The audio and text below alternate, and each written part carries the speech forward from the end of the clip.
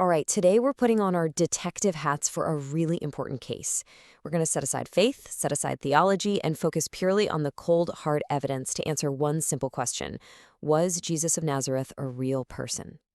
To figure this out, we're going to set a pretty strict rule for ourselves. We're only going to look at non-Christian sources from the ancient world.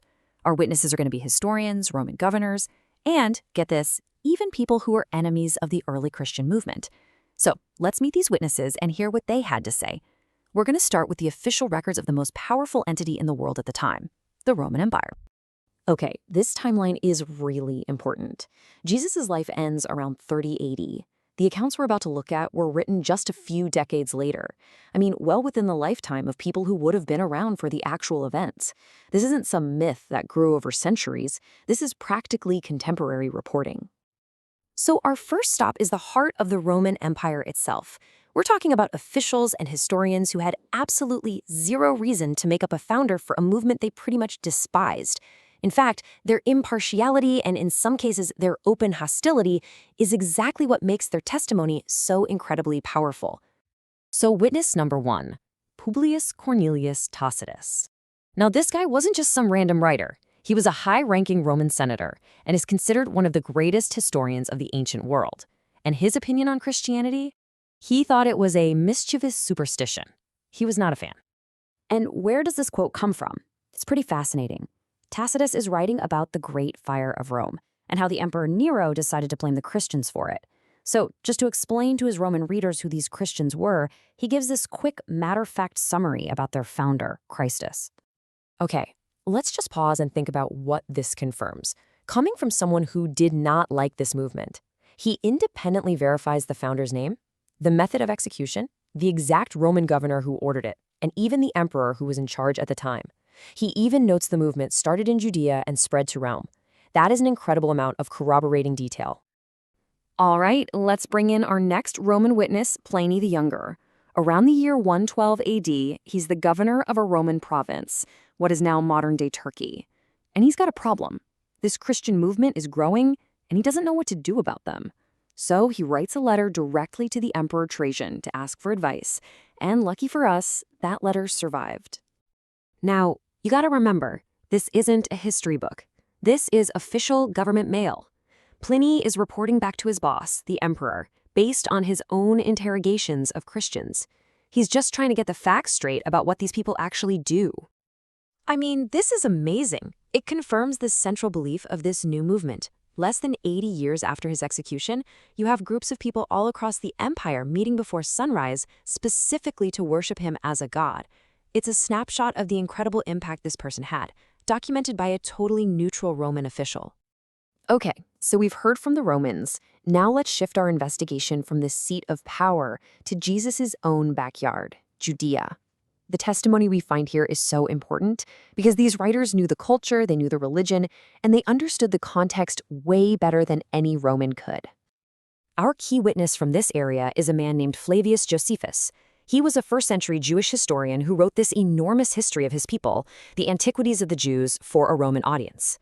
He wasn't a Christian, he was a prominent Jewish leader, and in this massive historical work, he actually mentions Jesus twice.